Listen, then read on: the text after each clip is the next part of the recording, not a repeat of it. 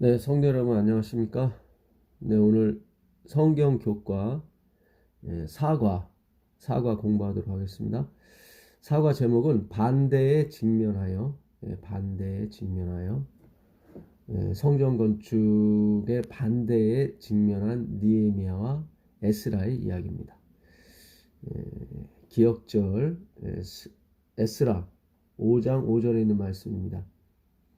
하나님이 유다 장로들을 돌보셨으므로 그들이 능히 공사를 막지 못하고 이 일을 다리오에게 아뢰고 그 답장이 오기를 기다렸더라. 예, 이번 기 교과 에스라 느헤미야입니다. 에스라 느헤미야는 BC 444년경 사람들입니다. 예, 그 아닥사스다 7년 그 칙령이 내렸을 때는 457년이죠. 그때부터 기산점이 2300주야가 되고 70일에가 시작이 되는데 예루살렘 성을 중건하라는 영이 날 때부터 다니엘의 계시가 있었죠. 70일에로 기한을 정했다고요. 영원한 의가 드러나고 우리의 죄가 영속되는 예수님이 다시 진정한 멜기세덱의 반차를 쫓는 제사장으로서의 역할을 34년 AD 34년에 하게 되는데 그 기산점이 아닥사스다 7년 BC 457년입니다. 그 전에 에스더가 있었죠. BC 479년에 79년에 그 아닥사스다의 뭐 친모는 아니지만 어쨌든 왕후니까 어머니였습니다. 그 당시 모르드게도 있었고요. 그러니까는 에스더, 모르드게, 느헤미야, 에스라 이렇게 이어지는 어떤 계보가 있습니다.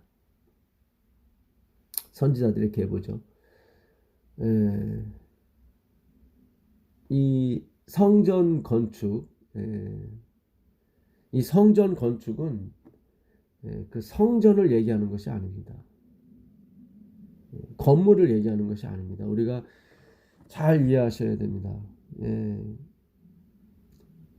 건물만 우리가 의미한다면 이건 무너지면 안 되는 거죠. 이보다 더 훌륭한 솔로몬 성전도 무너졌고 결국 스룹바벨 이 성전도 무너졌습니다. 또 예수님이 그렇게 말씀하셨고요. 반드시 무너져야 된다고요. 그러니까 인간이 이루는 어떤 행함의 총하죠, 성전은. 그건 반드시 무너져야 됩니다. 진정한 행함, 인간의 행함은 그리스도의 행함밖에 없습니다. 그러니까 하나님이 받으실 행함이죠.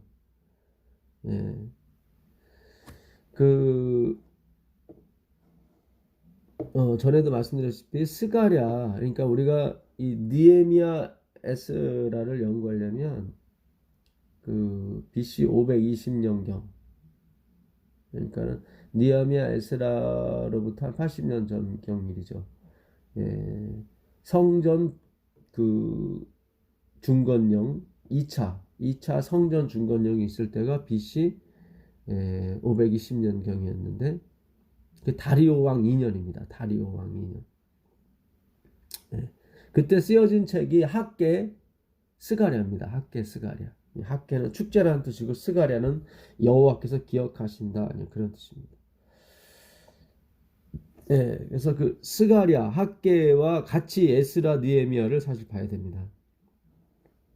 이번 주 교과에도 에스라서 5장 1절에 선지자들 곧 선지자 학계와 이또의 손자 스가랴가 이스라엘 하나님의 이름을 받들어 유다와 예루살렘에게 거하는 유다 사람들에게 예언하였더니 예언했다는 게 이제 말씀을 가리켰다는 얘기죠.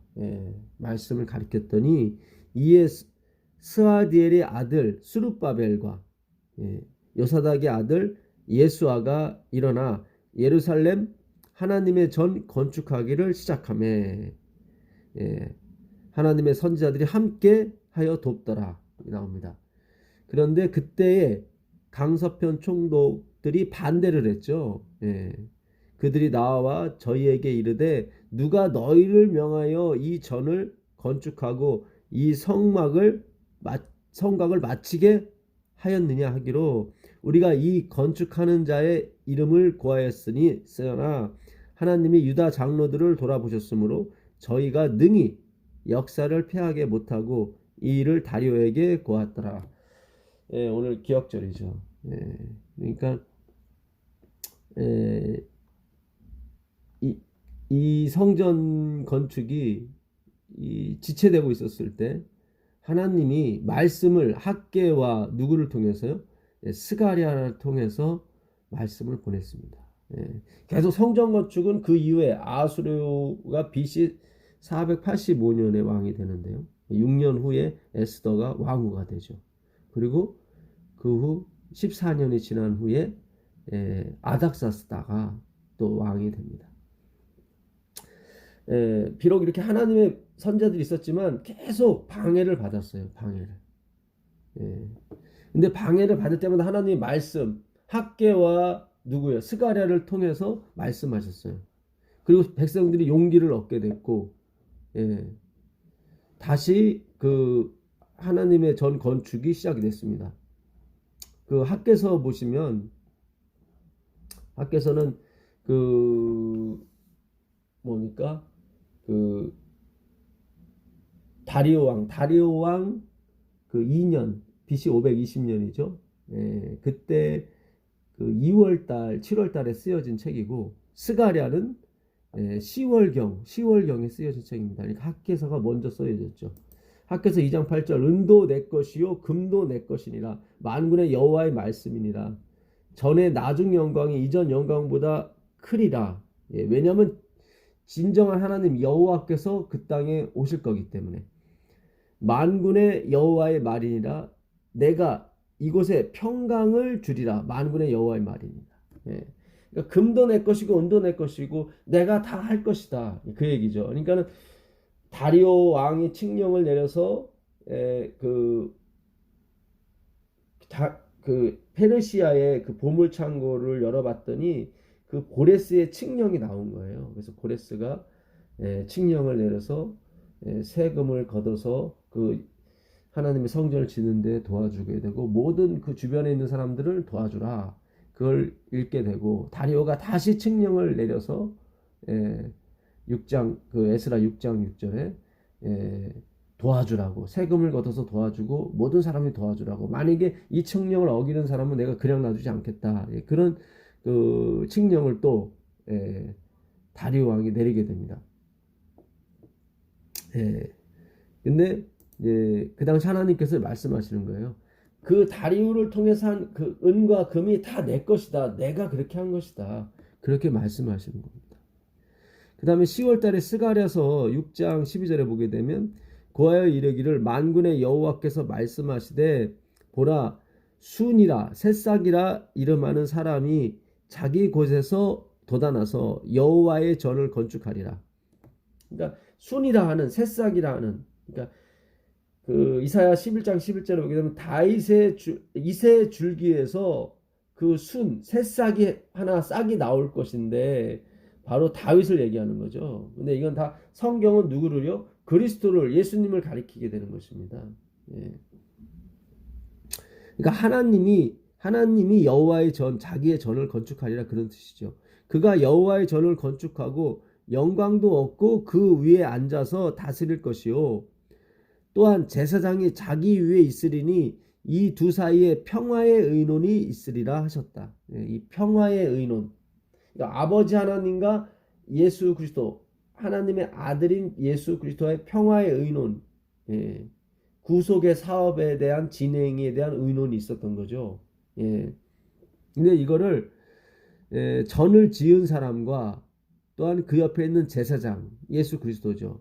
그러니까 그 여기서 전을 짓는 사람은 아까 제가 예수 그리스도라고 얘기했지만 여기서 보니까 제사장이 나오거든요. 그러니까 전을 지은 사람은 누구를 얘기하냐면 하나님 아버지를 얘기하는 거예요.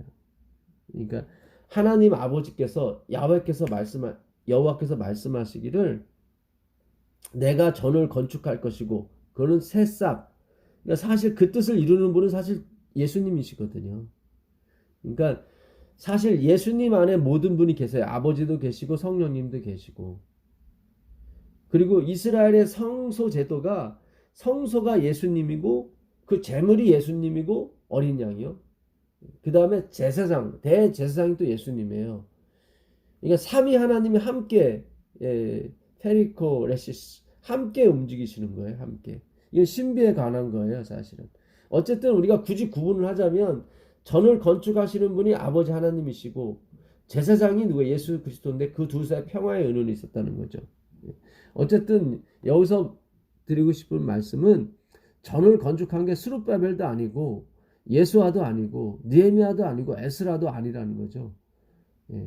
하나님이 이 전을 건축하시는데 누구를 대신 사용하는 거예요? 사람들을 대신 사용하는 거예요. 그래서 우리 사람들을 뭐예요? 연기자, 연기자라고 하는 것입니다. 외식하는 자라고 제가 말씀드렸었죠. 히포크리테스.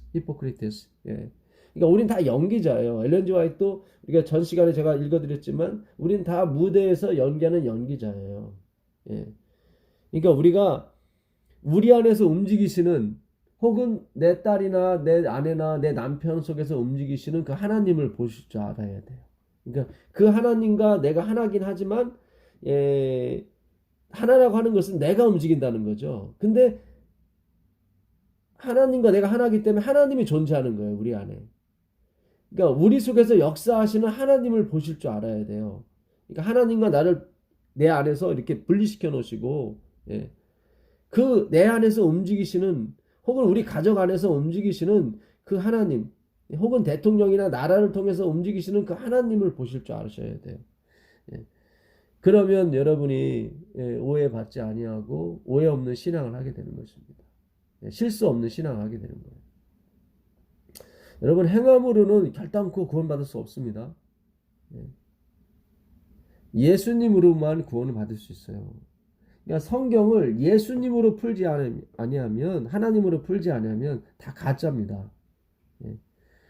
우리가 어떤 역사를 이뤄서 하나님께 드릴 것이 없어요. 다 연기자일 뿐이고 파라볼레 비유일 뿐이에요. 가짜인데 진짜를 설명하기 위해서 하나님이 사본을 갖다 쓰시는 것뿐이에요. 율법도 마찬가지고 다 마찬가지. 아닥사스 왕이 계속 율법에 대해서 얘기를 해요. 율법에 대해서. 그 에스라서 그 7장을 가보시면 에스라서 6장에서 성전 건축이 다 마칩니다. 6장 15절에 느헤미야 6장 15절에 예루살렘 성벽 건축이 다 마칩니다. 그리고 스가랴 6장 12절 13절에 여호와께서 성전을 지을 것이라고 나와요. 그러니까 이 스가랴 6장, 느헤미야 6장, 에스라 6장은 다 성전 건축이 마무리되는 것을 얘기하고 있습니다. 느헤미야 6장은 이제 성벽 건축이죠. 그래서 6장은 굉장히 중요합니다. 그래서 하여튼 참고하시고요. 그 아닥다스다가 계속 율법에 대해서 얘기를 합니다. 에스라서 7장 12절을 보시면 에스라서 7장 12절 다시 한번 말씀드리지만 아닥다스다는 BC 464년에 왕이 됩니다. 꽤 오래 왕이 올라가게 되죠. 그 40년간 왕을 합니다. BC 424년까지. 그 중간에 선 게 느헤미야 에스라인 것입니다. 모든 왕의 왕 아닥사스는 하늘의 하나님의 율법의 완전한 학사 겸 제사장 에스라에게 조서하노니 이제 다 돌아가라. 어디로? 이스라엘로, 유다로, 예루살렘으로 돌아가서 성전을 짓고 성벽을 짓고 성전을 수리하라. 이렇게 얘기를 하는 거죠. 근데 율법에 대해서 율법의 학사 에스라에게 조서, 율법이 계속 나와요. 14절에도 보게 되면 너는 내 손에 있는 내 하나님의 율법을 쫓아 유다의 예루살렘의 정형을 살피기 위하여 왕과 일곱 모사와 보냄을 받았으니 여기도 율법이 나와요. 예. 그 다음에 21절에도 또 율법이 나옵니다. 예. 그러니까 아닥사스다는 그 굉장히 율법에 대해서 많이 이렇게 들었던 것 같아요. 그의 어머니가 에스더였고 그 당시 또 총리 비슷한 게 모르드게였기 때문에 아하수레 왕이 비록 성전 처음에는 성전 짓는 거를 반대했었죠. 예, 그게 에스라서 그 4장에 나옵니다. 예, 에스라 4장, 5장은 역사가 이제 반대인데 어쨌든 뭐 순서에 상관없이 모든 역사의 때마다 이 성전 건축하는 것을 다 막아요. 예. 이 성전 건축이 아닥사스다 그 6년 BC 516년 아달월에 마칩니다. 아까 말씀드린 것처럼 에스라 6장 15절에 보게 되면 그 아닥사스다 6년 아달월 3일에 마친다고 나와요. 전 건축하는 게. 그게 그 586년 예루살렘이 멸망했으니까 딱 70년이 516년인데 그게 그 한 달도 채 남기질 않고 그러니까 그 70년에 딱 차기까지 27일 전에 맞춰요. 그러니까 하나님이 예언이 정확히 맞아떨어지는 거예요. 그러니까 70년이 586년에서 516년 딱 70년 아닙니까? 예. 근데 그 아달월 3일에 맞춰요. 전 건축하는 거지. 그러니까 하나님의 그 작정과 그 계획은 안 맞춰지는 것 같아요. 이게 막 계속 딜레이 되니까. 예. 근데 결국은 마치게 돼 있어요. 그게 아달월 3일이라고 나옵니다. 아달월 3일. 예. 아달월은 12월을 말합니다. 지금 우리 태양력, 아니, 그 당시, 아니, 태양력으로는 2월 달이지만은 그 유대력으로 비추게 되면 12월을 말합니다. 1월이 아비월이고. 예. 그러니까 하나님의 말씀은 정확하게 맞아떨어지는 것입니다. 예. 근데 이렇게 아슬아슬하게 맞춰요, 늘. 그러니까 우리의 구원도 마찬가지예요. 예. 겉으로 봐서는 굉장히 아슬아슬하게 마치 구원받지 못할 것처럼 되지만 결국 하나님이 그 뜻을 이루시고 그 기한에 맞춰서 우리를 구원하시는 것입니다. 그래서 때가 참에 그런 단어가 나오는 거예요. 때가. 예. 카이로스라고 그랬죠. 하나님의 시간. 예. 자, 21절 나 아닥다스다 왕이 강서편 모든 고직에게 조서를 내려 이르기를 하늘의 하나님 율법의 학사 겸 제사장 에스라가 여기 또 율법이 나옵니다. 계속 아닥다스다는 율법에 대해서 얘기를 해요. 그 얘기는 뭐냐면 에스라를 통해서 또는 그의 어머니 에스더를 통해서 율법에 대해서 계속 공부를 한 거예요. 예. 그리고 23절에 이야기를 합니다. 23절에 무릇 하늘의 하나님의 전을 위하여 하늘의 하나님의 명하신 것은 삼가 행하라. 어찌하여 진노가 왕과 왕자의 나라에 임하게 하랴. 예. 그러니까 이 율법을 안 지키면 그 진노가 이르게 될 것이다. 이 왕과 왕자에게. 예. 그러니까 굉장히 어떤 면에서는 율법주의적인 요소가 아닥사스다 안에 있었습니다. 예. 인간은 죄성을 갖고 있기 때문에 이렇게 보상과 상을 주지 않으면 일을 안 해요. 예.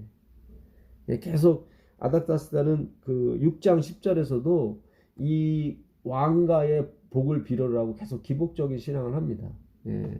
그러니까 그래야만 성전을 지어요, 사실은. 예. 그래야만 보상이 따르고 복을 준다고 해야만 그게 그 피조물의 한계고 그 죄성을 가진 인간의 한계인 것입니다. 예. 그걸 인정하는 거예요. 우리가 율법을 지키고 그거는 예수님만이 가능한 것이고 우리에게는 불가능해요, 사실은. 이 에스라서 8장을 가보시면 에스라서 8장 21절 가보겠습니다. 21절.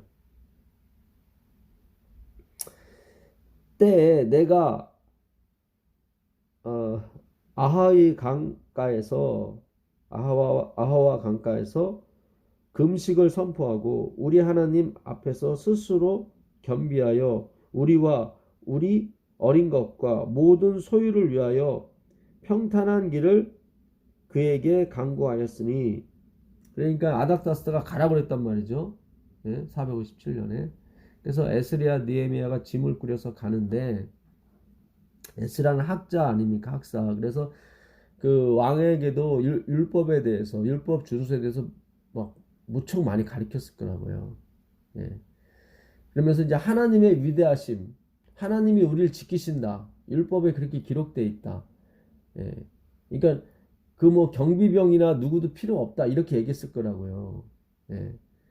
근데 그 당시 이 성전을 짓는 것을, 이 성전 짓는 것은 예수 그리스도의 회복을 얘기하는 것입니다. 예. 그러니까 예수 그리스도의 초림을 준비하는 거죠. 오늘날 따지면 재림을 준비하는 겁니다. 길을 평탄케 하는 거거든요. 성전 짓는 것은 결국 엄격 더 깊이 말씀드리면 예수 그리스도를 세우는 거예요. 성전 짓는 것은 건물이 아니라, 예, 예, 모든 것은 그리스도를 가리키는 겁니다. 예.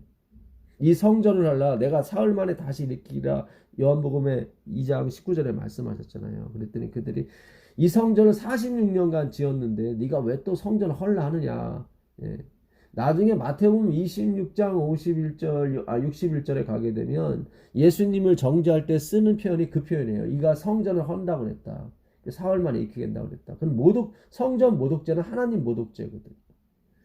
근데 예수님은 마태복음 24장 1절 2절에 말씀하시기를 돌 위에 돌 하나 남지 않고 다 무너뜨리라 그랬거든요. 그러니까 인간의 행함은 다 무너져야 되는 거예요.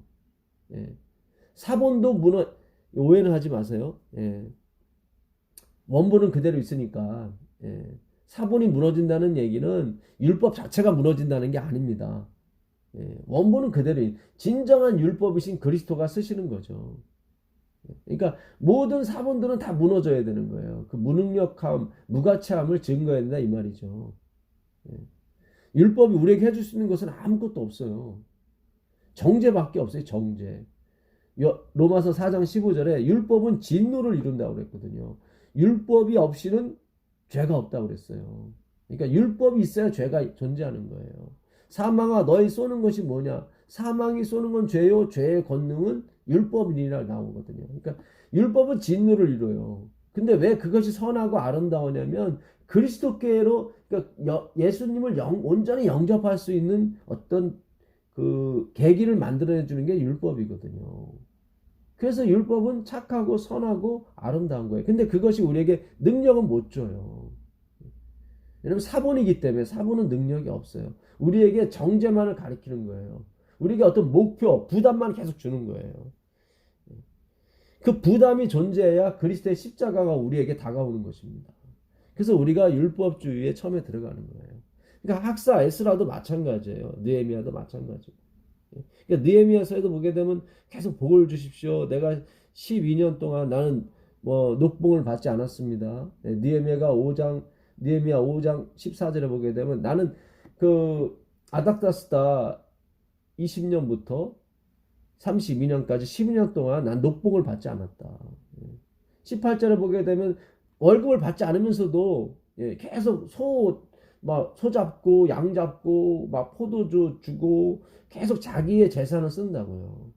그러면서 여호와여 나를 기억하옵소서 한단 말이죠. 복을 구해요.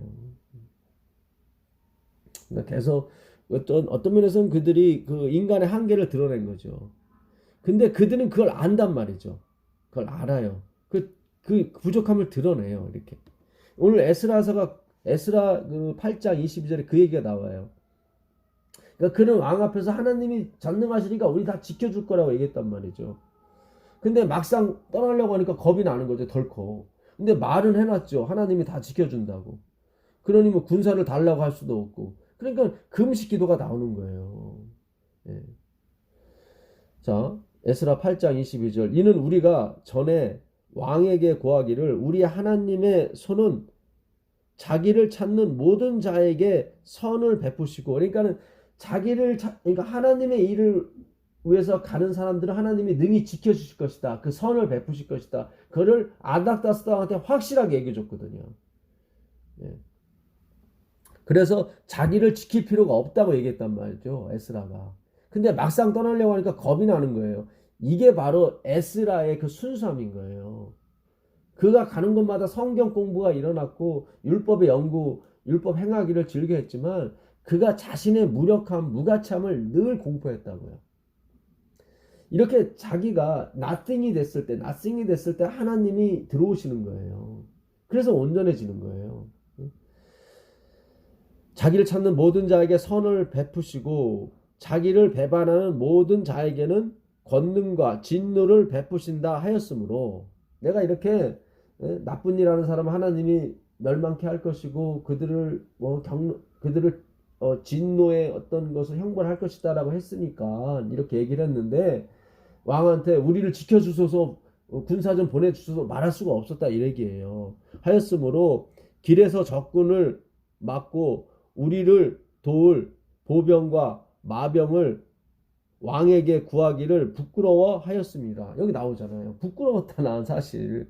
근데 이야기 무슨 뜻이냐면, 누가 우리를 지켜줘야 되는데 하는 그런 인간의 나약함이 드러난 거예요. 에스라가 그걸 고백하는 거예요. 그러니까 현실과 이상은 틀리다는 거예요.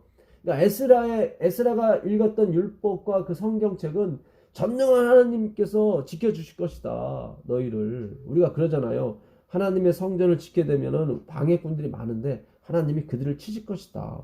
예? 돈도 없잖아요. 예? 하나님이 은도 내 것이요, 금도 내 것이요. 근데 막 빚은 지고 이자는 내야 되고 여러 가지 막 골치 아픈 게 많지 않습니까? 예. 근데 설교 때는 뭐예요? 하나님이 하실 거라고 막 그러잖아요. 예. 현실은 그렇지 않은데 지금 에스라가 그걸 고백하는 거예요. 예? 마병과 보병을 왕에게 구하기를 부끄러워했다. 그렇죠, 당연하죠. 예? 만약에 왕이시여, 우리가 나중에 석 달이 걸립니다. 예루살렘까지 가는데 석 달이 걸려요. 그러니까 이게 그 대역 그 큰 많은 사람들이 대역사를 위해서 많은 사람이 갔을 거 아닙니까? 그러니까는 그 페르시아부터 예루살렘까지 석 달이 걸렸다고 나중에 나옵니다. 예. 그러니까 굉장히 오랜 시간 가게 되다 보니까 노출이 되는 거죠. 예. 그래서 사탄이 알고 공격할 수 있거든요. 근데 에스라가 우리를 좀 보병과 마병을 보내서 우리를 좀, 그러니까 가이드 해달라고, 예. 예? 그러니까 경호원을 보내서 우리를 좀 지켜달라고 할 수 있었을 텐데, 예, 충분히 할 수 있었고요. 또 도와줄 수 있었을 텐데 에스라가 얼굴이 화끈화끈한 거예요. 왜냐면 그 앞에서 하나님이 지킬 거니까 했기 때문에. 예. 그래서 부끄러워했다는 얘기입니다. 그러므로 우리가 이를 위하여 금식하며 우리 하나님께 간구하였더니 그 응답하심을 입었느니라. 그래서 무사히 우리가 예루살렘에 도착했다, 그런 얘기예요. 예. 그러니까 기도하게 하신 거예요, 하나님께서. 그러니까 이번 주 교과에도 기도하라는 말이 계속 나와요. 느헤미야는 뭐 가만히 있지 않고 기도했다. 그러니까 이게 또 잘못 가버리면 또 행위로 가는 거예요. 기도 자체가 행위가 되는 거예요. 나는 기도했더니 응답받고 너는 그렇지 못했다. 그런 게 아니에요. 그러니까 이 하나님이 모든 걸 이루시는데 누구를 사용하시냐면 우리를 사용하세요. 예. 왜냐하면 우리는 그리스도로부터 나온 일부분이기 때문에 그래요. 그러니까 그분이 하시는 거나 다름없다 이 이야기예요. 그러니까 뭐예요? 아담의 갈빗대를 취해서 하와를 만드셨잖아요. 이는 내 살 중에 살이고 내 뼈 중에 뼈다. 이는 내 살 중에 살이고 내 피 중에 피다. 그러니까 내 말씀이다. 내 말씀이다. 너희가 이 살과 피를 마시지 아니하면 결코 영생이 없다고 그랬거든요. 그냥 말씀을 말하는 거예요. 예? 우리가 전 시간 공부했지 않습니까? 내 입에서 나간 말이 영이고 생명이다. 예. 그러니까 우리가, 하나님은 반드시 우리를 통해서 하세요. 그게 하나님이 하시는 일이에요. 왜냐면 하나님이 성전을 지신다고 그랬잖아요. 그러니까 하나님이 짓는 게 맞아요. 우리가 짓는데요. 우리가 하나님의 일부분이라니까요. 예. 에베소 1장 23절에 그는 교회의 머리시고 우리는 몸이라는 거예요. 우리 몸. 우리가 하나예요. 전에 하나였어요. 예. 잠시 사탄의 계략으로 우리가 헤어졌지만 다시 만나는 거예요. 그게 하나님의 작정이고 계획이었던 거예요. 그걸 이루시는 거예요. 십자가를 통해서. 예. 참 이게 굉장히 중요한데요. 예. 이 하나님은 아마 계속 가르치실 겁니다. 이 방향으로. 우리가 하나님과 우리가 하나예요. 그래서 하나님이 다 하시는 거예요. 사실은 우리가 아는 게 아니에요. 그렇게 만들어졌어요. 예. 그렇게 계획하셨고 그걸 이루실 거예요. 근데 사탄이 자꾸 우리가 한다. 우리의 성실과 봉사와 헌신을 한다니까 이게 깨져버린 거예요. 그 디카의 오스나 의가 깨져버린 거예요. 의가. 예, 관계의 의라고 그러죠. 관계가 깨져버린 거예요. 금도 내 것이요 은도 내 것이라고 하는 그 학계의 말씀이 여호와의 말씀입니다. 스가랴 1장 12절에 보게 되면 여호와는 화도 내지 못하고 예? 상도 주지 못하는 아무것도 못하는 그자들을 하나님이 벌하신다고 나와요. 예? 하나님은 화도 주시고 복도 주시는 분이에요. 모든 걸 다 하시는 분이에요. 예? 그 당시 팽배했던 사상이 그거였던 거예요. 예? 하나님은 화도 주지 못하고 상도 복도 주지 못하는 분이다. 스가랴 1장 12절에 있는 말씀입니다. 하나님이 그래 내가 그들을 벌할 거라고요. 그 얘기는 뭐예요? 반대죠. 하나님은 화도 주시고 복도 주시는 모든 걸 주시는 분이다. 예. 그 사람에게는 하나님이 상을 주시겠다는 거죠. 예. 지금 그 당시 초림 전에 그랬다면 지금도 마찬가지예요. 하나님 모든 걸 하시는 거예요. 우리가 하는 게 아니에요. 예. 예, 참 이게 중요한 내용입니다. 예.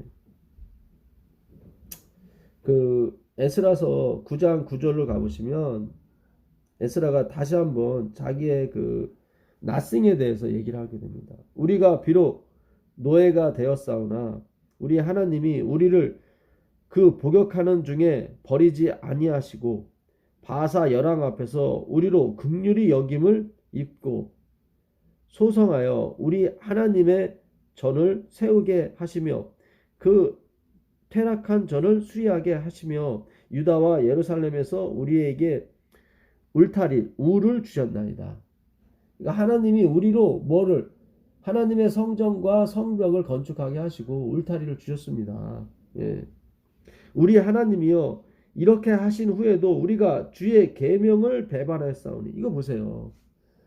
우리가 성전을 진짜 짓는 것이 의고 성벽을 새로 건축 보수하는 게 의라면은 계명을 지켜야죠. 근데 계명을 배반하였다고 나오잖아요. 계명을 배반하였사오니 이제 무슨 말씀을 하오리까? 오라 나는 공고한 사람이로다. 내가 하나님 성전을 짓는데 헌신했고 몇 년간 진짜 봉사했고 전도도 많이 했는데 내가 하나님의 계명을 배반하더라 이 말이에요. 번영과 내 명예를 위해서 결국 내 자랑이 나오고 내 의가 튀어나오더라 이 말이에요. 에스라가 지금 고백을 하는 거예요. 우리가 무슨 말씀을 하오리까? 무슨 말씀을 하오리까? 이렇게 가야 되는 거예요. 이게 우리가 이 에스라 느헤미야서를 나중에 또 한번 공부하겠지만 그 전체를 볼 줄 아셔야 돼요. 전체. 이스라엘 하나님 15절입니다. 에스라 9장 15절. 이스라엘 하나님 여호와여 주는 의롭도소이다. 그러니까 주만이 의로우십니다. 요한계시록 15장에 나오는 모세함이 어린 양의 노래의 주제죠. 주만이 의로우시다. 주는 의롭소이다. 우리가 남은 무리가 돼서 피한 것이 오늘날과 같사옵건을 도리어 주께 범죄하였사오니 이로 인하여 주 앞에 한 사람도 감히 서지 못하겠나이다. 이거 보세요. 이렇게 율법을 가리키고 율법을 왕에게 얘기했던 에스라가 결국은 그 율법 앞에서 무너지는 자기의 모습이 드러나는 거죠. 예수님께서 이 땅에 오셔서 우리 죄를 짊어지시는 모습이신 것입니다. 나는 스스로 아무것도 할 수 없다. 고백하시. 죄 자체가 돼서 돌아가시는 그리스도를 얘기하는 거죠. 그 10장 3절 4절을 보시면 3절 백성들이 화답을 합니다. 곧 내 주의 교훈을 쫓으며 우리 하나님의 명령을 떨며 준행하는 자의 의논을 쫓아 이 모든 아내와 그 소생을 다 내어 보내기로 우리 하나님과 언약을 세우고 율법대로 행할 것이라. 백성들이 이제는 회개를 하고 내가 율법대로 행할 것입니다. 이렇게 나오죠. 그 당시 이방인과 특히 제사장들이 그 이방 여자를 아내로 며느리로 그리고 자기 아들을 또 저쪽에 주고 이런 것이 또 막 빈번히 발생한단 말이죠. 그러니까 내가 이제는 모든 아내와 그 자식을 내어 보내고 이방 아내와 그 다음에 율법을 쫓아 행하겠습니다 한단 말이죠. 여기까지 읽으면 또 행함으로 말미암아 의가 또 튀어나오는 거예요. 그런 게 아니잖아요 성경은. 4절 이는 당신이 주장할 일이니 여기 당신이 누구예요? 에스라 얘기하지만 곧 누구를 얘기합니다. 에스라는 누구의 표상이에요? 예수 그리스도. 이 아내를 쫓고 그러니까 나의 죄악의 어떤 결과물이죠. 세상의 번영과 세상의 어떤 욕심, 명예를 쫓아간 나의 어떤 죄의 그런 모습들이죠. 이거는 누가 당신이 이걸 해소할 일일 것입니다. 그러니까 내가 율법을 따라 행하겠습니다. 라고 한 이 모든 것은 당신이 주장할 일이다. 그러니까 그리스도께서 하실 일이다. 이 얘기라 이 말이죠. 우리가 첫 시간에도 느헤미야 1장 5절에 하나님은 율법을 준행하는 율법을 완전히 지키는 사람의 언약을 지켜주신다고 그랬거든요. 근데 느헤미야 1장 7절에 뭐라고 나와 있습니까? 우리는 절대로 율법을 지킬 수 없다고 나와요. 다시 느헤미야 1장 9절에 그가 기도하기를 주님 이제 언약을 지켜달라고 나와요. 분명히 우리 율법 못 지킨다고 그랬는데 언약을 지켜달라고 하는 것은 율법을 누군가 지켰다는 거죠. 그게 바로 그리스도를 얘기하는 겁니다. 예수 그리스도. 그러니까 느헤미야 에스라서는 그리스도를 우리에게 가르쳐주고 있는 거예요. 거기에 초점을 맞추지 못하면 여전히 우리는 교회 건물을 짓는데 열성적이고 교회 건물을 짓는 사람이 구원받고 축복받고 거기에 막 올인하는 그런 이상한 교회의 모습들이 벌어지는 거예요. 오늘날 대한민국에 세계에서 손꼽히는 건물 예배당이 5개가 있는데 다 지금 말썽이지 않습니까?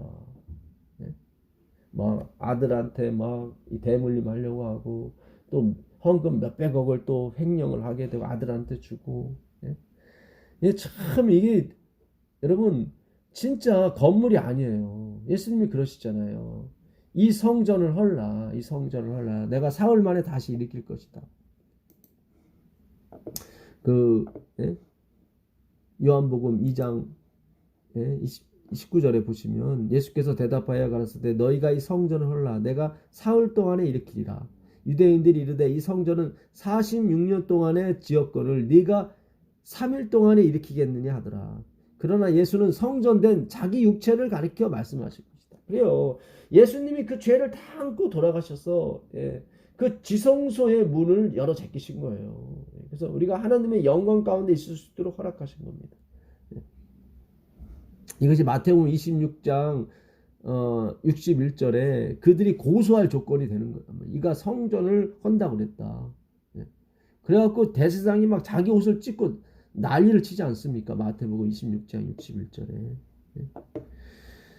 자, 그 마태복음 24장 1절에 예수께서 성전에서 나와서 가실 때 제자들이 성전 건물들을 가리켜 보이려고 나오니 이게 바로 스룹바벨 성전이거든요. 성전 건물들을 가리켜 보이려고 나오니 보십시오. 주님 우리는 이 스룹바벨이 지은 성전이 있지 않습니까? 우리의 봉사와 우리의 헌신을 이룬 성전 아닙니까? 2절에 대답하여 가라사대 너희가 이 모든 것을 보지 못하느냐 내가 진실로 너희에게 이르노니 이 돌 하나도 돌에 남지 않고 다 무너뜨리리라. 그래야 누가요? 진정한 성전이신 그리스도께서 우리의 영원하신 성전이 되시는 거예요. 같이 양립할 수 없어요. 같이 양립할 수 없어요. 여러분 성전 안에 율법의 사본도 있고 다 있지 않습니까? 율법의 사본을 모셔놓는 것이 성전 아닙니까? 원본이 왔는데 이거는 의미가 없는 거죠.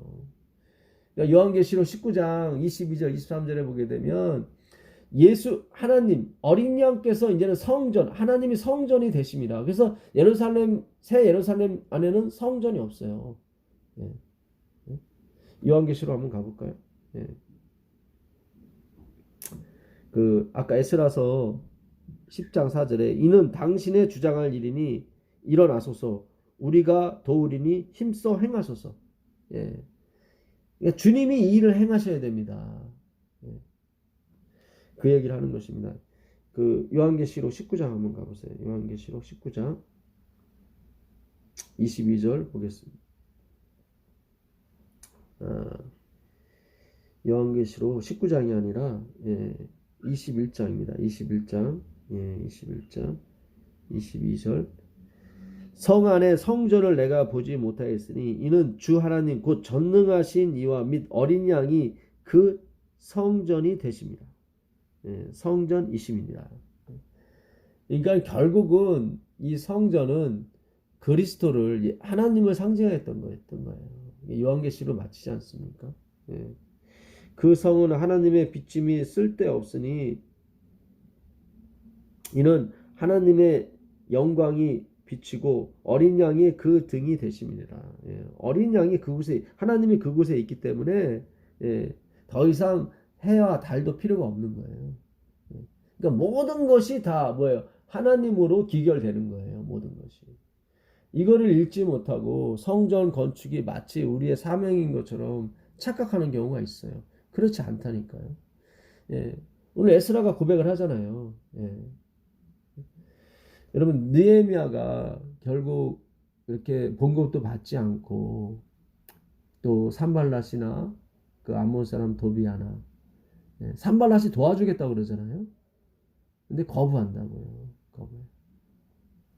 아까 기도에 대해서 느헤미야가 늘 기도한 것에 대해서 얘기를 했었는데 그러니까 하나님은 왜 우리를 기도를 시키냐면 그 하나님의 창조 사역에 우리도 동참케 하려고 그 맛을 보게 하려고 하나님이 우리를 이렇게 데려다 쓰시는 거예요. 주체는 하나님이고 우리는 그냥 보조예요. 근데 보조가 없어도 하나님은 다 하세요.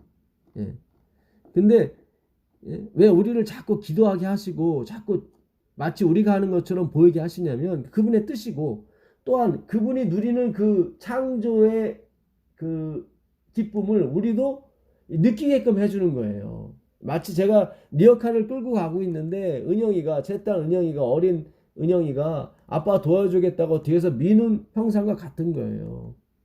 은영이가 미는 것이 나한테 도움은 안 돼요. 우리 걱정만 되지. 그렇지만 은영이가 함께 뒤에서 밀므로 인해서 아빠는 기쁘단 말이죠. 힘이 더 나요. 그가 도와줘서 힘이 나는 게 아니라 그 아빠와 딸이 함께함으로 말미암아 힘이 나는 거예요. 아이고 이게 참 그러니까 하나님이 우리의 도움이 필요한 게 아니라 하나님은 우리가 그분의 일부분이라고요. 내 살 중에 살이요 내 피 중에 피라고 그랬거든요. 그 일부분이 그 예수님을 쫓아올 때 기쁜 거예요. 무슨 뜻인지 아시겠습니까? 그래서 기도를 시키는 것 뿐이에요. 그래서 마치 우리의 기도를 응답받아서 하나님이 모든 걸 이루는 것처럼 보인단 말이죠. 앞으로 그런 날이 올 겁니다. 우리가 무엇을 기도하든지 하나님이 우리 기도를 다 들어줄 때가 올 거예요. 그때 착각하지 말라는 거예요. 이건 하나님의 계획이었고 작정이었는데 우리가 몰랐을 뿐이지. 그러니까 마치 우리가 세상 역사를 움직이는 것처럼 해주신다 이거예요. 근데 우리는 그때 안단 말이죠. 이미 공부를 했기 때문에. 내가 하는 게 아니라 하나님께서 이 안에서 움직이시는구나. 그러니까 기가 막힌 거죠. 그 사람은 항상 겸손하게 되어 있거든요. 무슨 엄청난 일을 하고 심지어 죽은 사람을 살리고 뭐 다 죽어가는 사람, 암 걸린 사람, 에이즈 걸린 사람을 다 기도로 고쳐준다 할지라도 그에게 영광이 올 수가 없어요. 왜냐하면 그는 하나님께만 영광을 돌리기 때문에. 참 이게 기가 막힌 겁니다. 그래서 교회 증언 여기 수요일 날 보시면 그러니까 우리가 이게 기도를 위한 기도가 돼버리면 안 되고 그러니까 이게 저절로 기도가 나오게 돼 있어요. 나오게 돼 있습니다. 하나님은 그렇게 몰고 가셔요. 교회 증언 3권 572페이지 수요일 날 영감의 교훈 보게 되면 느헤미야처럼 우리의 모든 어려움과 짐을 하나님께 가져가며 기도에 의지하는 한편 우리가 해야 할 일이 아무것도 없다고 생각해서는 안 된다. 그러니까 우리도 뭔가 해야 된다. 이런 쪽으로 읽으시면 안 돼요. 그걸 예언의 시를 잘못 연구하는 거예요.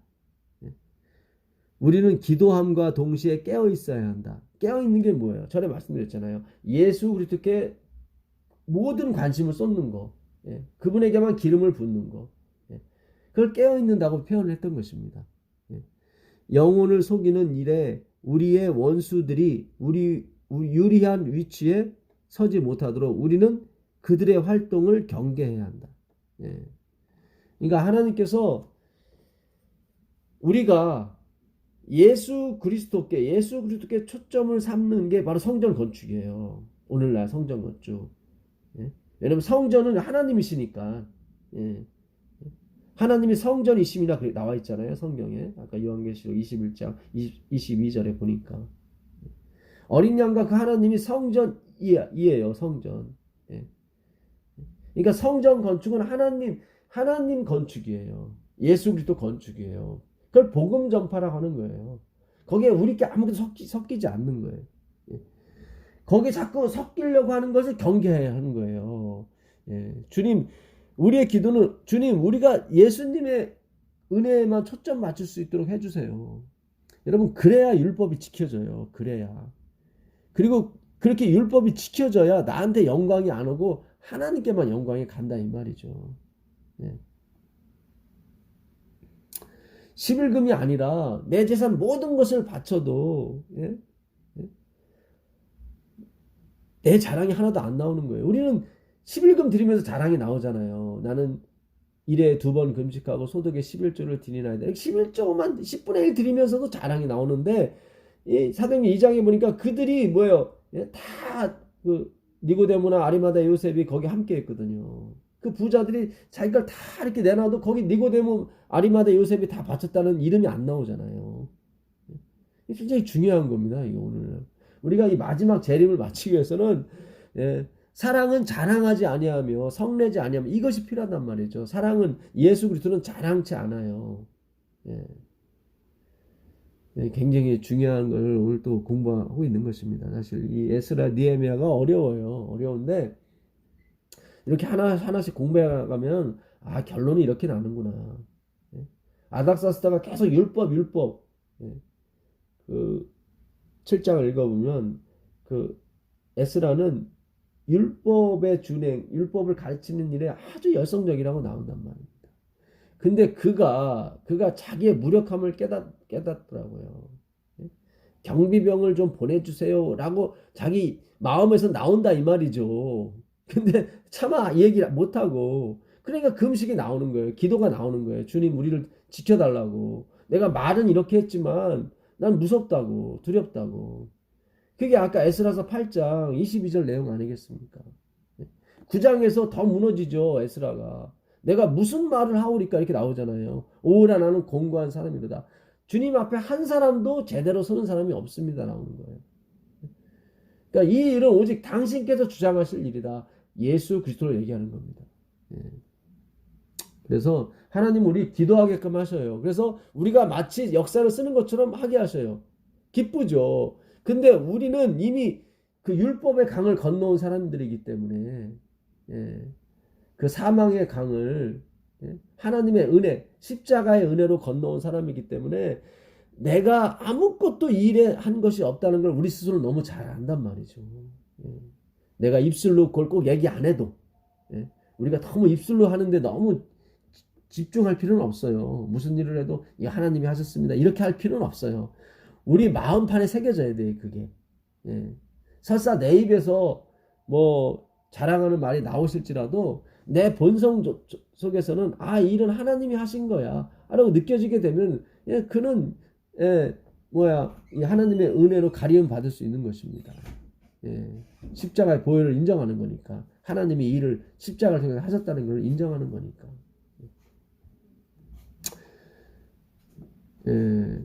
그래서 하여튼 이 예언의 신 이번 주 교과 예언의 신을 우리가 잘 해석하셔야 돼요. 그 제가 조금만 더 보게 되면 그 일요일 날도 보게 되면 그 만일 이게 선지자왕 567페이지입니다. 만일 유대 지도자들이 이 도움의 제의를 받아들였다면, 그러니까 산발랏이 느헤미야한테 와서 느헤미야 4장에 보게 되면 내가 너희를 도와주겠다 했단 말이죠. 근데 느헤미야가 뭐라고 얘기하냐면 하나님께서 우리 홀로 하라고 그랬다. 홀로 된 자의 자식이 남편에 있는 자의 자식보다 많음이라. 이 홀로 하는 것이 하나님 홀로 하는 것이 은혜의 법칙이에요. 은혜의 원리예요. 그 느헤미야 4장을 한번 가보겠습니다. 느헤미야 4장을 가보시면 느헤미야 4장이 아니라 에스라 4장 같아요. 예. 유다와 베냐민의 대적이 사로잡혔던 자의 자손이 이스라엘 하나님 여호와를 위하여 전을 건축한 다음을 듣고 스룹바벨과 족장들에게 나와 이르되 우리로 너희와 함께 건축하게 하라.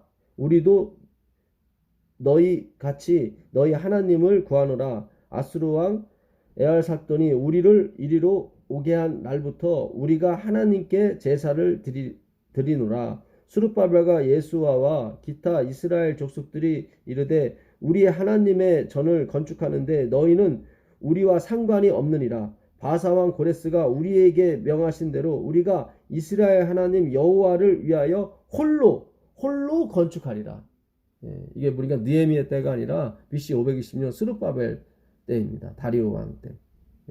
그때 그 대적들이 와서 도와주겠다고 했단 말이에요. 대적들은 도와주는 게 아니에요.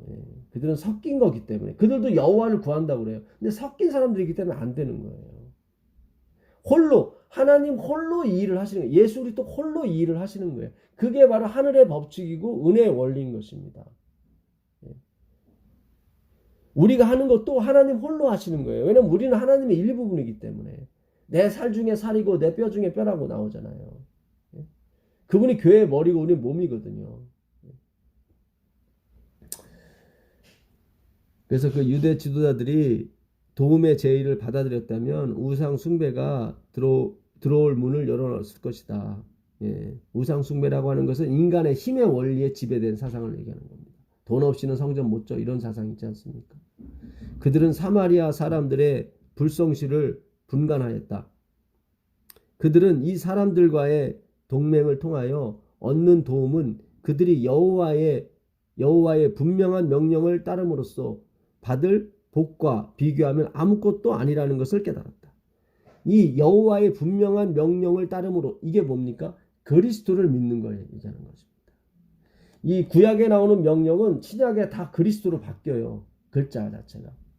신명기 그 30장 10절 이하에 보게 되면 이 명령을 누가 하늘에서 받아서 우리를 지키게 할고 그런 말씀이 나오거든요.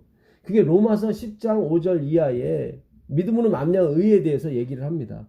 그러면서 그 명령을 그리스도로 바꿔요. 다. 그러니까 여호와의 분명한 명령을 따른다는 것은 예수 그리스도를 믿는 일을 하는 것입니다.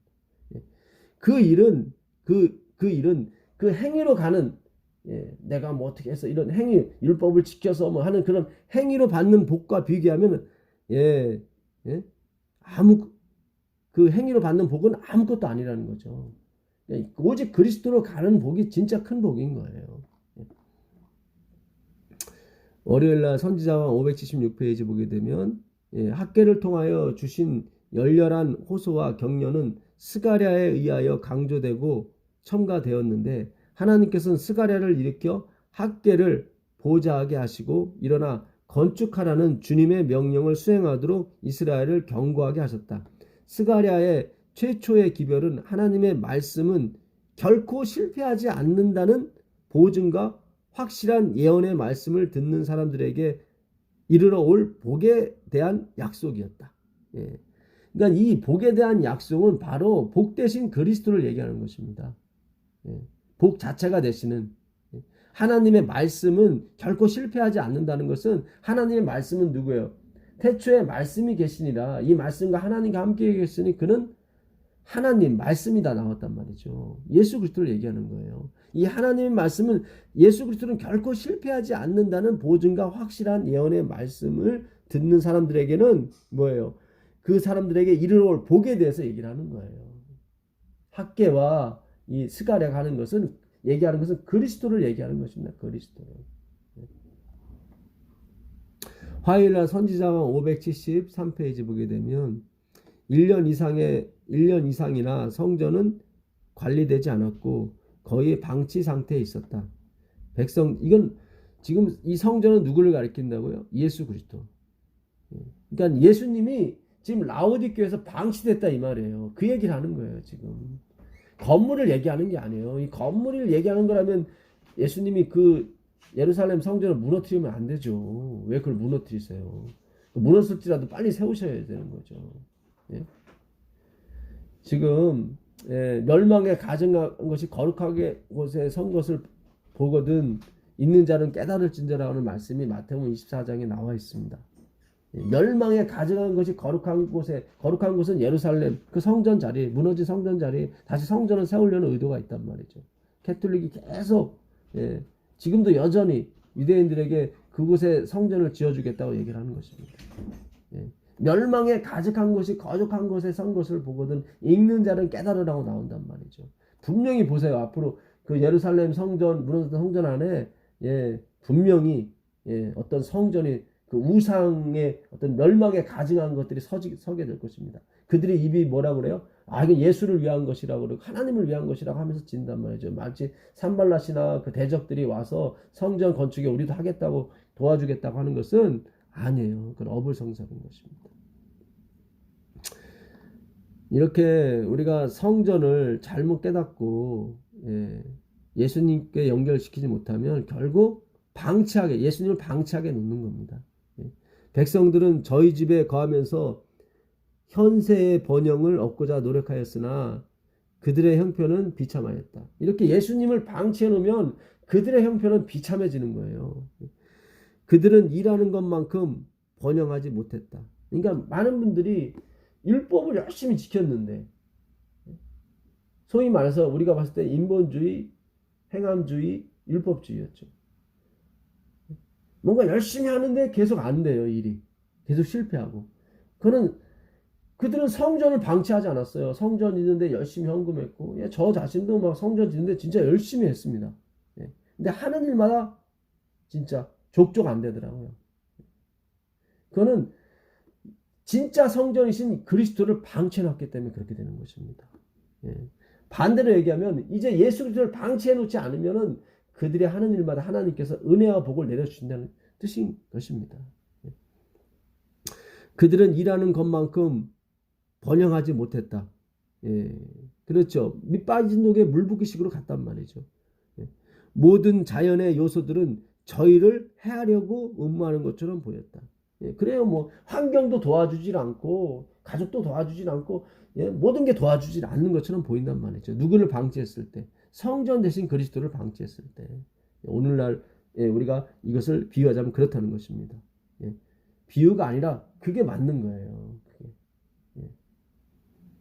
그들이 성전을 황폐된 채로 버려둔 까닭에, 그러니까 예수 그리스도, 성전 대신 예수 그리스도를 황폐된 채로 버려둔 까닭에 여호와께서는 그들의 재산에 황폐케 하는 가뭄을 보내셨다. 반대로 말씀드리자면 그리스도를 방치하지 않는 사람들, 그리스도께 초점을 맞추는 일에 협력하는 모든 사람들은 하나님께서 그 재산이 결코 땅에 떨어지지 않게 황폐케 되지 않게 지키신다는 그런 말씀인 것입니다. 마지막으로 목요일날 금요일날 예언의 신이 아주 중요합니다. 선지자왕 660페이지인데요. 느헤미야의 원수들이 그들의 권세하에 끌어넣지 못한 이유는 하나님의 사업에 대한 느헤미야의 굳은 헌신과 하나님께 대한 똑같은 굳은 신뢰심 때문이었다. 요까지만 읽게 되면 결국 행위로 가는 거예요. 계속. 그러니까 원수가 느헤미야를 쓰러뜨리지 못하는 이유는 하나님의 사업에 대한 느헤미야의 헌신, 하나님께 대한 굳은 신뢰심 때문이었다. 이건 초점이 다 느헤미야의 행위로 가기 때문에 그렇다는 말씀이에요. 요까지만 이렇게 하면 안 돼요. 게으른 영혼은 유혹에 쉽게 굴복하지만 고상한 목표와 목적에 열중하는 사람의 생애에는 악이 발붙일 곳을 거의 찾지 못한다. 그래서 계속 독려했단 말이죠. 열심히 사십시오. 제대로 사십시오. 게을리지 마시고 고상한 목표와 목적에 열중하는 사람. 이게 누굴 얘기하는 거예요? 그리스도께 열중하는 사람을 얘기하는 거지 어떤 행위에 열중하는 사람을 얘기하는 게 아니란 말이죠. 근데 우리는 그리스도를 방치해놨기 때문에 게으른 영혼, 뭐 고상한 목표, 뭐 목적, 열중 이런 걸 다 행위로 다 풀었어요. 행위로. 예. 엘렌 화이트는 그런 뜻을 쓴 글이 아닌데, 예. 끊임없이 전진하는 사람의 신앙은 약화되지 아니한다. 이렇게 해서 계속 신자들을 독려했습니다. 예. 끊임없이 헌금하고 끊임없이 봉사하고 끊임없이 열성을 내라고 이렇게 계속 그리스도가 아닌 나 자신에게 포커스를 맞춰서 계속 가르쳤단 말이죠. 150년 동안. 아니 150년이 아니라 6,000년간 그렇게 가르쳤어요. 사실. 예, 그 중에 하나님의 백성들이 나타나서 그렇지 않다고 부르짖었죠. 근데 그들은 계속 그 입을 막았던 것입니다. 예. 여기까지가 목요일 날 그 예언의 시네요. 근데 다행히도 저자분께서 금요일 날 요 다음에 있을 내용까지 플러스해서 이걸 또 게재를 해요. 금요일 날. 그게 신기해요. 그러니까 목요일 날 그 영감의 교훈에 요 글을 예, 끊임없이 전진하는 사람은 약화되지 않는다. 예, 그거를 거기까지만 써놨어요. 근데 금요일날 기가 막히게도 왜 이런 결과가 나오는지에 대해서 써놨단 말이죠. 그러니까 예언의 신도 제가 늘 말씀드리잖아요. 끝까지 읽으셔야 된다고. 끝까지. 그러니까 여기까지만 읽게 되면은 아 그렇구나. 우리의 열심과 우리의 노력과 우리의 헌신이 이 사업을 마무리하게 되는구나. 열심을 내십시오. 계속 이렇게 그리스도가 아닌 성전 건축, 그리스도가 빠진 성전 건축에만 열심을 내도록 한단 말이죠. 근데 끝까지 읽어보면 그게 아니에요.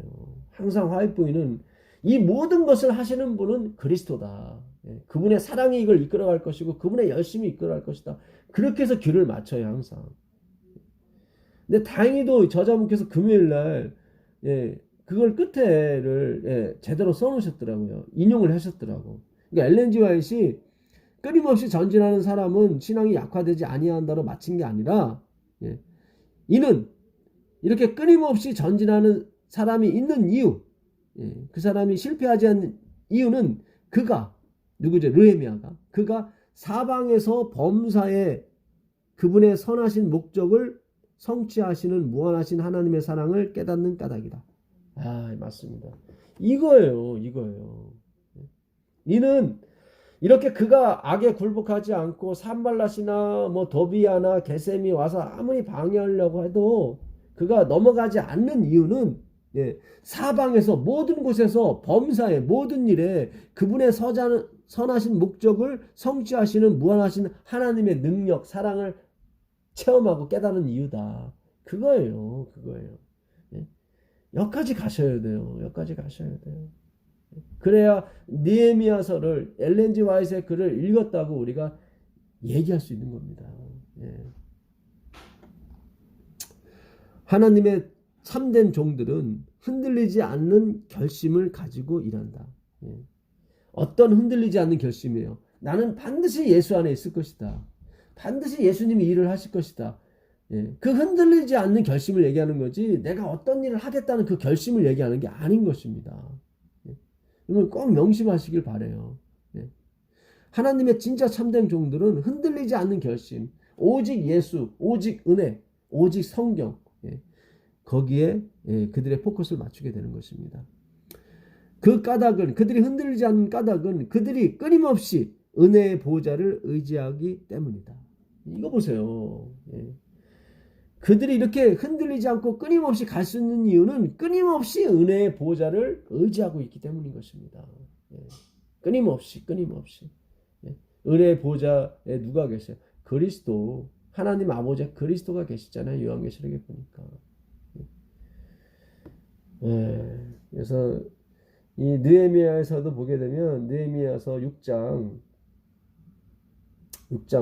보시자고요. 6장 그 15절을 보시면 성 역사가 52일 만에 엘룰월 25일에 끝나매. 그러니까 52일 말 엘룰월은 요 당시로 그러니까 오늘날 우리의 달력으로는 8월 달입니다. 8월 달. 유대력으로는 이제는 6월 정도 되죠. 여름이에요, 여름. 그러니까 5월에 시작해서 6월에 끝난 거예요. 그러니까 한여름은 비가 안 오거든요. 비가 안 옵니다. 건기가 되다 보니까 일하기가 좀 덥긴 해도 좀 하여튼 뭐했을 거예요. 예. 그러니까 성 역사가 50일 만에 마쳤습니다. 근데 마치기 직전에 어떤 일이 벌어졌냐면 스마야라는 사람이 아주 교묘하게 느헤미야를 어떻게 꾀입니다. 예. 그러니까 대적들이 스마야를 꼬신 거죠. 예. 10절에 보게 되면 느헤미야 6장 10절에 이후에 무에다엘의 손자 들라야의 아들 스마야가 두문불출하고 하기로 내가 그 집에 가니 저가 이르기를 저희가 너를 죽이려 올 터이니 우리가 하나님의 전으로 가서 외소 안에 있고 외소는 뭐냐면 성소 성소 안에 있고 그 문을 닫자. 저희가 팔면 밤에 와서 너를 죽이리라 하기로. 그러니까 스마야가 집에서 있고 두물불출한다는 스마야는 그 느헤미야하고 친한 사람 같습니다. 보니까 그가 이 성 역사에 굉장히 이력을 담당했던 사람이었어요. 그러니까 안 나오니까 느헤미야가 어디 아픈가 하고 가봤던 거예요. 그랬더니 스마야가 하는 얘기가 적들이 오늘 밤에 너희를 죽이기로 했다. 그러니까 우리가 하나님 안에 숨자. 그래서 제사장만이 들어갈 수 있는 어떻게 성소에 가서 숨자는 거예요. 그러니까 어떻게 보면 굉장히 일리가 있어요. 근데 느헤미야는 레위인이 아니거든요. 그러니까 느헤미야가 그 성소, 그 지성소는 누구만이 그룹이 지키고 있기 때문에 물론 상징하는 거지만 어쨌든 그룹이 지키고 있기 때문에 우리는 못 들어간다. 거기는 오직 대제사장이신 예수 그리스도만이 들어갈 수 있는 곳을 느헤미야가 알기 때문에 거부를 하는 거예요. 교묘한 거예요. 어떻게 보면은 야 성소에 숨자 예수 그리스도에 숨자 이런 비유 같지만 아닌 거예요. 그게 내가 이르기를 나 같은 자가 어찌 도망하며 나 같은 몸이면 누가 외소 성소에 들어가서 생명을 보존하겠느냐. 나는 들어가지 않겠노라. 이거 보세요. 느헤미야는 정확히 안 거예요. 그 생명나무를 그룹이 지키고 있고 성소를 그룹이 지키고 있기 때문에 우리는 못 들어간다. 나 같은 사람이 어디 거기 들어가느냐. 거기는 오직 예수 그리스도 대제사장이신 예수 그리스도만이 들어갈 수 있는 곳이다. 오늘날도 아주 비스무리한 진짜 우리의 가까운 사람들이 우리의 행위를 가지고 하나님 앞에 가려고 아주 그것도 100%가 아니라 0.0001%를 가지고 들어가자고 얘기합니다. 한마디로 꼬시는 거죠. 여러분 우리가 느헤미야처럼 확실한 하나님의 말씀을 이해하셔야 돼요.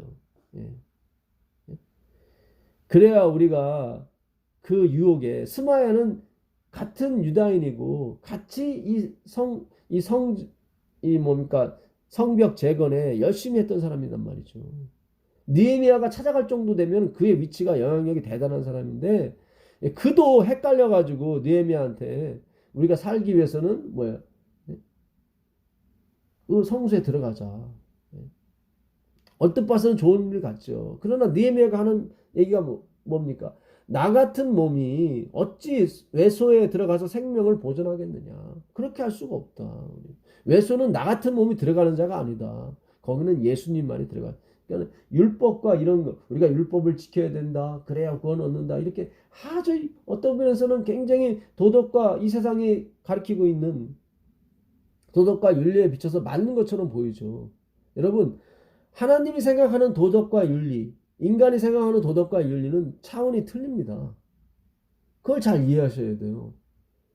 우리의 잣대와 우리의 도덕과 윤리로 하나님을 평가하거나 성도를 평가해서는 안 돼요. 여러분 그 한평강도 예수님을 저주했다가 결국 구원받은 3시간 만에 그가 진짜 어떤 면에서는 회개해서 주여 당신이 나라 임하실 때 나를 기억해달라고 했던 그 한평강도가 그 뭔 결과물을 내놨습니까? 그 말씀 외에는 없어요. 말씀 외에는 결과물 내는 게 없어요. 그러니까 우리도 마찬가지예요. 말씀 외에는 하나님과 함께 할 수 있는 게 없어요. 우리가 봤을 때는 도덕과 윤리를 봤을 때는 그 강도짓만 했지 그런 어떤 표준에 이르지 못했어요. 그러나 하나님이 원하시는 도덕과 윤리가 있다고요. 그 예수 그리스도예요. 예수 그리스도. 그 한 번밖에 없어요. 예수님 한 분밖에. 그러니까 우리가 생각하는 도덕과 윤리에 맞지 않을지라도 하나님은 맞을 수 있다 이 말이에요. 왜냐하면 기준이 틀리기 때문에 하나님이 생각하는 하나님이 생각하는 도덕과 윤리 그거는 우리가 상상치 못하는 그런 거예요. 엄청난 표준이고 엄청나게 높은 거란 말이죠. 차원이 틀린 거예요. 그러니까 설사 우리가 생각하는 어떤 결과물이 어떤 신자들에게 나오지 않을지라도 우리가 그 사람의 구원에 대해서 이런 가타부타를 우리가 심판할 수 없습니다. 하나님께서 그래요. 그 잣대로 심판하지 말라고. 심판은 하나님만이 하시는 거예요. 그래서 하나님이 생각하는 열매, 하나님이 생각하는 결과물과 우리가 생각하는 결과물 틀린 것입니다. 다말이 시아버지와 동침했는데 하나님이 뭐라 얘기 안 하세요. 그가 어떻게 보면은 인간의 도덕과 윤리를 봤을 때는 창녀죠. 창녀가 예수 그리스도의 족보에 올라가게 됐습니다. 하나님 그를 인정하셨다는 거죠. 왜요? 그는 그리스도만 봤기 때문에. 그리스도를 본 게 뭐예요? 그리스도의 의가 그에게 다 덮어졌기 때문에 하나님은 그를 그리스도로 보신 거예요. 그러니까 인간의 도덕과 윤리와 하나님 생각하는 도덕과 윤리가 틀린 거예요. 근데 우리는 자꾸 우리가 생각하는 도덕과 윤리에 비춰서 사람을 판단하려고 하고 그것에 따라서 신자 비신자를 자꾸 나누려고 합니다. 그러니까 하나님이 그러시는 거예요. 나중된 자가 먼저 된다. 이 에스칼러지, 이 나중된다는 건 끝을 얘기하는 거예요. 사전에. 이 에스토스라는 말은 끝이에요. 끝에 있는 사람. 그러니까 완전히 절망에 있는 사람, 멸망에 있는 사람, 멸망의 끝에 있는 사람 그걸 뜻하는 거예요. 그 사람이 처음 된다니까요. 먼저 된다니까요. 그게 기독교의 윤리고 하늘의 윤리고 은혜의 법칙이에요. 왜냐하면 하나님 홀로 하는 거기 때문에 그래요. 우리가 거기 낄 자리가 없기 때문에 그래요. 그러니까 끝이든 뭐든 상관이 없는 거예요. 하나님 눈에는. 근데 인간은 자꾸 먼저와 끝을 인간이 나눠버린다는 거예요. 그게 아닌데. 그래서 느헤미야가 나 같은 몸이 어찌 성소에 들어가서 생명을 부지하겠느냐. 12절 깨달은 즉 저는 하나님의 보내신 바가 아니라 여기 나오잖아요. 그가 하나님 얘기를 했고 하나님 성소에 대해서 얘기했지만 하나님 홀로가 아니라 인간도 같이 한다라는 그런 사상을 전했기 때문에 그가 깨달은 바 저가 하나님의 보내신 바가 아니라 도비야와 산발렛에게 뇌물을 받고 내게 이런 예언을 함이라. 저희가 뇌물을 준 까닭은 나를 두렵게 하고 이렇게 함으로 범죄하게 하고 악한 말을 지어 나를 비방하려 함이었습니다. 심지어 사람들이 그 느헤미야에게 와서 도비야의 선행을 얘기합니다. 선행. 이것도 느헤미야서에 나와요. 느헤미야서 보시면 그 6장 19절입니다. 저희들이 도비야의 선행을 내 앞에 말하고 또 나의 말도 저에게 전함에 도비야가 항상 내게 편지하여 나를 두렵게 하고자 하였습니다. 그러니까 왜 그 적들의 선행을 얘기하겠어요? 느헤미야는 굉장히 어떤 면에서 도덕적인 사람, 양심적인 사람이기 때문에 도비야의 선행을 들음으로 말미암아 도비야가 올 수 있다 이런 착각에 빠지게 만들 수 있거든요. 그러니까 사람들이 와서 도비야의 그 암몬 사람 그 이스라엘 대적하는 도비야의 선행 착한 일 남을 구제하고 봉사 이런 일을 막 얘기를 해요. 느헤미야한테 와서. 그래서 느헤미야는 흔들리게 그래서 도비야가 하는 말도 맞다는 식으로 자꾸 인정받게 하려고. 그러니까 마지막에 이 1월 혁명을 내린다든가 하나님의 백성을 핍박하는 그런 명령문이 내릴 때도 어떤 면에서는 굉장히 도덕적인 표준을 내세우면서 인류 공영과 또 그거에 이바지하는 것이 이들을 없애는 것이라고 얘기하면서 어떻게 보면 이 세상이 살아남기 위해서 이 세상이 어떻게 해요? 평화하기 위해서는 이들이 없어져야 된다. 이렇게 어떤 대의명분이 굉장히 좋아 보일 수 있단 말이죠. 그들이 막 가난한 사람도 구제하고 이런 모습을 보이면서 그들이 말하는 어떤 것에 대한 명분, 그러니까 하나님 백성을 죽이고자 없애고자 하는 명분을 유지하기 위해서 그들이 겉으로는 선행을 하는 것처럼 보인단 말이죠. 거기에 많은 사람들이 끌려나간다고요. 그러니까 말씀이 없게 되면, 인간의 행함만 있게 되면, 하나님의 행함이 없게 되면 결국 그렇게 다 넘어가게 되는 것입니다. 그래서 말씀이 우리를 지켜주는 거지 나의 의지와 나의 생각 그런 것이 지켜주는 거 아닙니다. 그러니까 우리가 설교를 많이 듣는 것보다는 여러분이 직접 성경을 펴놓고 성경을 연구하는 것이 100번 더 낫습니다. 그것이 교과의 목적인 줄 또한 우리가 믿습니다. 오늘 우리가 그 대적하는 것에 대해서 하나님의 이 성전 건축, 예수 그리스도를 건축, 오직 그리스도만 세우는 일에 오늘날도 여전히 핍박과 반대가 아주 난무합니다. 아마 주님 오실 때까지 이것은 더 극렬해질 거고 더 야해지고 더 아주 교묘해질 겁니다. 우리가 이 교묘한 핍박과 그 대적에 직면할 때가 있을 겁니다.